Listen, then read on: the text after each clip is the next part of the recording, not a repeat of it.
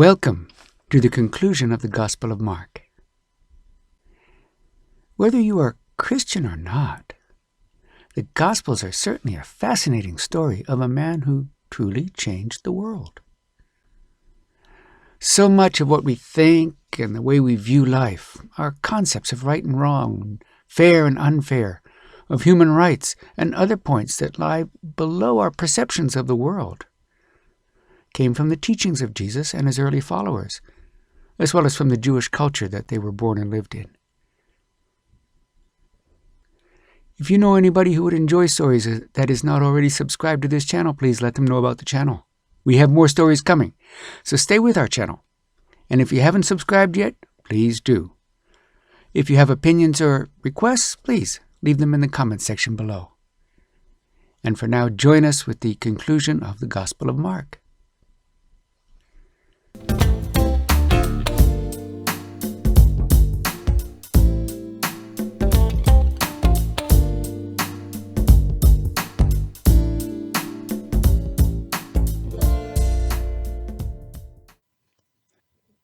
The Gospel of Mark, Part 3, starting at chapter 12, verse 41.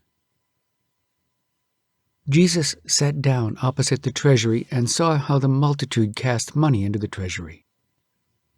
Many who were rich cast in much. A poor widow came, and she cast in 2 small brass coins, which equal a quadrans coin. He called his disciples to himself and said to them, "Most certainly I tell you, this poor widow gave more than all those who are giving into the treasury. For they all gave out of their abundance, but she, out of her poverty, gave all that she had to live on." As he went out of the temple, one of his disciples said to him, "Teacher, see what kind of stones and what kind of buildings." Jesus said to him, "Do you see these great buildings? There will not be left here one stone on another which will not be thrown down." As he sat on the Mount of Olives opposite the temple, Peter, James, John, and Andrew asked him privately, "Tell us, when will these things be? What is the sign that these things are all about to be fulfilled?" Jesus answering began to tell them, "Be careful that no one leads you astray, for many will come in my name saying, 'I am he,' and will lead many astray. When you hear of wars and rumors of wars, don't be troubled, for those must happen, but the end is not yet. For nation will rise against nation and kingdom against kingdom. There will be earthquakes in various places. There will be famines and troubles. These things are the beginning of birth pains. But watch yourselves, for they will deliver you up to councils. You will be beaten in synagogues. You will stand before rulers and kings for my sake, for a testimony to them. The good news must first be preached to all the nations. When they lead you away and deliver you up, don't be anxious beforehand or premeditate what you will say, but say whatever will be given you in that hour. For it is not you who speak, but the Holy Spirit. Brother will deliver up brother to death, and the father his child. Children will rise up against parents and cause them to be put to death. You will be hated by all men for my name's sake, but he who endures to the end will be saved. But when you see the abomination of desolation, spoken of by Daniel the prophet, standing where it ought not, let the reader understand. Then let those who are in Judea flee to the mountains, and let him who is on the housetop not go down or enter in to take anything out of his house. Let him who is in the field not return back to take his cloak. But woe to those who are with child, and to those who nurse babies in those days. Pray that your flight won't be in the winter, for in those days there will be oppression such as there has not been the like from the beginning of the creation which God created until now, and never will be. Unless the Lord had shortened the days, no flesh would have been saved, but for the sake of the chosen ones whom he picked out, he shortened the days. Then if anyone tells you, 'Look, here is the Christ,' or 'Look, there,' don't believe it. For false Christs and false prophets will arise and show signs and wonders that they may lead astray, if possible, even the chosen ones. But you watch. Behold, I have told you all things beforehand. But in those days after that oppression, the sun will be darkened, the moon will not give its light, the stars will be falling from the sky, and the powers that are in the heavens will be shaken. Then they will see the Son of Man coming in clouds with great power and glory. Then he will send out his angels and will gather together his chosen ones from the four winds, from the ends of the earth to the ends of the sky. Now from the fig tree learn this parable. When the branch has now become tender and produces its leaves, you know that the summer is near. Even so you also, when you see these things coming to pass, know that it is near, at the doors. Most certainly I say to you, this generation will not pass away until all these things happen. Heaven and earth will pass away, but my words will not pass away. But of that day or hour no one knows, not even the angels in heaven nor the Son, but only the Father. Watch, keep alert, and pray, for you don't know when the time is. It is like a man traveling to another country, having left his house and given authority to his servants and to each one his work, and also commanded the doorkeeper to keep watch. Watch therefore, for you don't know when the Lord of the house is coming, whether at evening or at midnight, or when the rooster crows, or in the morning, lest coming suddenly he might find you sleeping. What I tell you, I tell all. Watch. It was now 2 days before the feast of the Passover, and the unleavened bread, and the chief priests and the scribes sought how they might seize him by deception and kill him. For they said, not during the feast, because there might be a riot among the people. While he was at Bethany, in the house of Simon the leper, as he sat at the table, a woman came having an alabaster jar of ointment of pure nard, very costly. She broke the jar and poured it over his head. But there were some who were indignant among themselves, saying, Why has this ointment been wasted? For this might have been sold for more than 300 denarii and given to the poor. So they grumbled against her. But Jesus said, Leave her alone. Why do you trouble her? She has done a good work for me. For you always have the poor with you, and whenever you want to, you can do them good. But you will not always have me. She has done what she could. She has anointed my body beforehand for the burying. Most certainly I tell you, wherever this good news may be preached throughout the whole world, that which this woman has done will also be spoken of for a memorial of her. Judas Iscariot, who is one of the 12, went away to the chief priests that he might deliver him to them. They, when they heard it, were glad and promised to give him money. He sought how he might conveniently deliver him. On the first day of unleavened bread, when they sacrificed the Passover, his disciples asked him, Where do you want us to go and prepare that you may eat the Passover? He sent 2 of his disciples and said to them, Go into the city, and there a man carrying a pitcher of water will meet you. Follow him, and wherever he enters in, tell the master of the house, The teacher says, Where is the guest room that I may eat the Passover with my disciples? He will himself show you a large upper room, furnished and ready. Get ready for us there. His disciples went out and came into the city and found things as he had said to them, and they prepared the Passover. When it was evening, he came with the 12. As they sat and were eating, Jesus said, Most certainly I tell you, one of you will betray me, he who eats with me. They began to be sorrowful and to ask him one by one, Surely not I? And another said, Surely not I? He answered them, It is one of the 12, he who dips with me in the dish. For the Son of Man goes, even as it is written about him. But woe to that man by whom the Son of Man is betrayed. It would be better for that man if he had not been born. As they were eating, Jesus took bread, and when he had blessed, he broke it and gave to them and said, Take, eat. This is my body. He took the cup, and when he had given thanks, he gave to them. They all drank of it. He said to them, This is my blood of the new covenant, which is poured out for many. Most certainly I tell you, I will no more drink of the fruit of the vine until that day when I drink it anew in God's kingdom. When they had sung a hymn, they went out to the Mount of Olives. Jesus said to them, "All of you will be made to stumble because of me tonight, for it is written, 'I will strike the shepherd, and the sheep will be scattered.' However, after I am raised up, I will go before you into Galilee." But Peter said to him, "Although all will be offended, yet I will not." Jesus said to him, "Most certainly I tell you that you today, even this night, before the rooster crows twice, you will deny me 3 times. But he spoke all the more, "If I must die with you, I will not deny you." They all said the same thing. They came to a place which was named Gethsemane.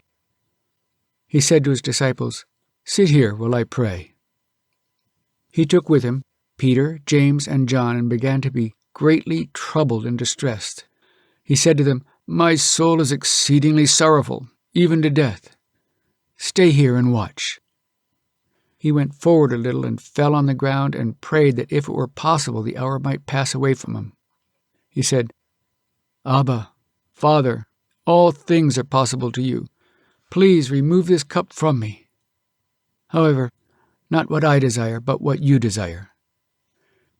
He came and found them sleeping and said to Peter, "Simon, are you sleeping? Couldn't you watch 1 hour? Watch and pray that you may not enter into temptation. The spirit indeed is willing, but the flesh is weak." Again he went away and prayed, saying the same words. Again he returned and found them sleeping, for their eyes were very heavy, and they didn't know what to answer him. He came the 3rd time and said to them, "Sleep on now and take your rest. It is enough. The hour has come. Behold, the Son of Man is betrayed into the hands of sinners. Arise, let's get going. Behold, he who betrays me is at hand." Immediately while he was still speaking, Judas, one of the 12, came, and with him a multitude with swords and clubs from the chief priests, the scribes, and the elders. Now he who betrayed him had given them a sign, saying, "Whomever I will kiss, that is he. Seize him and lead him away safely." When he had come, immediately he came to him and said, "Rabbi, Rabbi," and kissed him. They laid their hands on him and seized him. But a certain one of those who stood by drew his sword and struck the servant of the high priest and cut off his ear. Jesus answered them, "Have you come out as against a robber with swords and clubs to seize me? I was daily with you in the temple teaching, and you didn't arrest me. But this is so that the scriptures might be fulfilled." They all left him and fled. A certain young man followed him, having a linen cloth thrown around himself over his naked body. The young men grabbed him, but he left the linen cloth and fled from them naked. They led Jesus away to the high priest. All the chief priests, the elders, and the scribes came together with him. Peter had followed him from a distance until he came into the court of the high priest. He was sitting with the officers and warming himself in the light of the fire. Now the chief priests and the whole council sought witnesses against Jesus to put him to death, and found none. For many gave false testimony against him, and their testimony didn't agree with each other. Some stood up and gave false testimony against him, saying, "We heard him say, 'I will destroy this temple that is made with hands, and in 3 days I will build another made without hands.' Even so, their testimony didn't agree. The high priest stood up in the middle and asked Jesus, 'Have you no answer? What is it which these testify against you?' But he stayed quiet and answered nothing. Again the high priest asked him, 'Are you the Christ, the Son of the Blessed?' Jesus said, 'I am. You will see the Son of Man sitting at the right hand of power and coming with the clouds of the sky.' The high priest tore his clothes and said, 'What further need have we of witnesses? You have heard the blasphemy. What do you think?' They all condemned him to be worthy of death.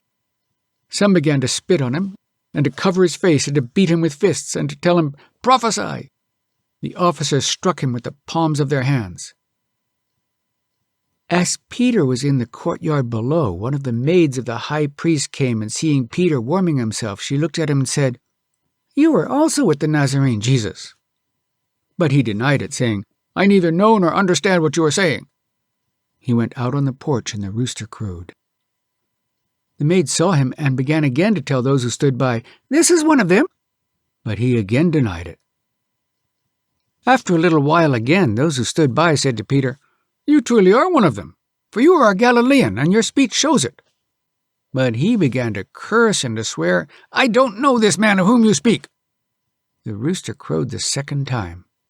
Peter remembered the word how that Jesus said to him, "Before the rooster crows twice, you will deny me 3 times." When he thought about that, he wept. Immediately in the morning, the chief priests with the elders and scribes and the whole council held a consultation, bound Jesus, carried him away, and delivered him up to Pilate. Pilate asked him, "Are you the king of the Jews?" He answered, "So you say." The chief priests accused him of many things. Pilate again asked him, "Have you no answer? See how many things they testify against you." But Jesus made no further answer, so that Pilate marveled. Now at the feast he used to release to them one prisoner whom they asked of him. There was one called Barabbas, bound with his fellow insurgents, men who in the insurrection had committed murder. The multitude, crying aloud, began to ask him to do as he always did for them. Pilate answered them, saying, "Do you want me to release to you the king of the Jews?" For he perceived that for envy the chief priests had delivered him up. But the chief priests stirred up the multitude that he should release Barabbas to them instead. Pilate again asked him, "What then should I do to him whom you call the king of the Jews?" They cried out again, "Crucify him!" Pilate said to them, "Why? What evil has he done?" But they cried out exceedingly, "Crucify him!" Pilate, wishing to please the multitude, released Barabbas to them, and handed over Jesus, when he had flogged him, to be crucified. The soldiers led him away within the court, which is the praetorium, and they called together the whole cohort. They clothed him with purple, and weaving a crown of thorns, they put it on him. They began to salute him, "Hail, King of the Jews!" They struck his head with a reed and spat on him, and bowing their knees did homage to him. When they had mocked him, they took the purple off him and put his own garments on him. They led him out to crucify him. They compelled one passing by, coming from the country, Simon of Cyrene, the father of Alexander and Rufus, to go with them, that he might bear his cross. They brought him to the place called Golgotha, which is, being interpreted, the place of a skull. They offered him wine mixed with myrrh to drink, but he didn't take it. Crucifying him, they parted his garments among them, casting lots on them, what each should take. It was the 3rd hour, and they crucified him. The superscription of his accusation was written over him, "The King of the Jews." With him they crucified 2 robbers, one on his right hand and one on his left. The scripture was fulfilled which says, "He was counted with the transgressors." Those who passed by blasphemed him, wagging their heads and saying, "Ha ha, you who destroy the temple and build it in 3 days, save yourself and come down from the cross." Likewise the chief priests, mocking among themselves with the scribes, said, "Oh, he saved others. He can't save himself. Let the Christ, the King of Israel, now come down from the cross that we may see and believe him." Those who were crucified with him also insulted him. When the 6th hour had come, there was darkness over the whole land until the 9th hour. At the 9th hour, Jesus cried out with a loud voice, saying, "Eloi, Eloi, lama sabachthani," which is being interpreted, my God, why have you forsaken me?" Some of those who stood by when they heard it said, "Behold, he is calling Elijah." One ran, and filling a sponge full of vinegar, put it on a reed and gave it to him to drink, saying, "Let him be. Let's see whether Elijah comes to take him down." Jesus cried out with a loud voice and gave up the spirit. The veil of the temple was torn in 2 from the top to the bottom. When the centurion, who stood by opposite him, saw that he cried out like this and breathed his last, he said, "Truly this man was the Son of God." There were also women watching from afar, among whom were both Mary Magdalene, and Mary the mother of James the Less, and of Joseph, and Salome, who when he was in Galilee followed him and served him, and many other women who came up with him to Jerusalem. When evening had now come, because it was the preparation day, that is, the day before the Sabbath, Joseph of Arimathea, a prominent council member who also himself was looking for God's kingdom, came. He boldly went in to Pilate and asked for Jesus' body. Pilate marveled if he were already dead, and summoning the centurion, he asked him whether he had been dead long. When he found out from the centurion, he granted the body to Joseph. He bought a linen cloth, and taking him down, wound him in the linen cloth, and laid him in a tomb which had been cut out of a rock. He rolled a stone against the door of the tomb. Mary Magdalene and Mary the mother of Joseph saw where he was laid. When the Sabbath was past, Mary Magdalene and Mary the mother of James and Salome bought spices that they might come and anoint him. Very early on the first day of the week they came to the tomb when the sun had risen. They were saying among themselves, "Who will roll away the stone from the door of the tomb for us?" For it was very big. Looking up, they saw that the stone was rolled back.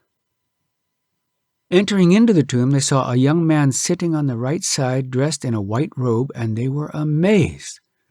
He said to them, "Don't be amazed. You seek Jesus, the Nazarene, who has been crucified. He is risen. He is not here. Behold the place where they laid him. But go, tell his disciples and Peter he goes before you into Galilee. There you will see him, as he said to you." They went out and fled from the tomb, for trembling and astonishment had come on them. They said nothing to anyone, for they were afraid. Now, when he had risen early on the first day of the week, he appeared first to Mary Magdalene, from whom he had cast out 7 demons. She went and told those who had been with him, as they mourned and wept. When they heard that he was alive and had been seen by her, they disbelieved. After these things he was revealed in another form to 2 of them as they walked on their way into the country. They went and told it to the rest. They didn't believe them either. Afterward he was revealed to the 11 themselves as they sat at the table, and he rebuked them for their unbelief and hardness of heart, because they didn't believe those who had seen him after he had risen. He said to them, "Go into all the world and preach the good news to the whole creation. He who believes and is baptized will be saved, but he who disbelieves will be condemned. These signs will accompany those who believe. In my name they will cast out demons. They will speak with new languages. They will take up serpents. And if they drink any deadly thing, it will in no way hurt them. They will lay hands on the sick, and they will recover." So then the Lord, after he had spoken to them, was received up into heaven and sat down at the right hand of God. They went out and preached everywhere, the Lord working with them and confirming the word by the signs that followed. Amen. The end of the Gospel of Mark.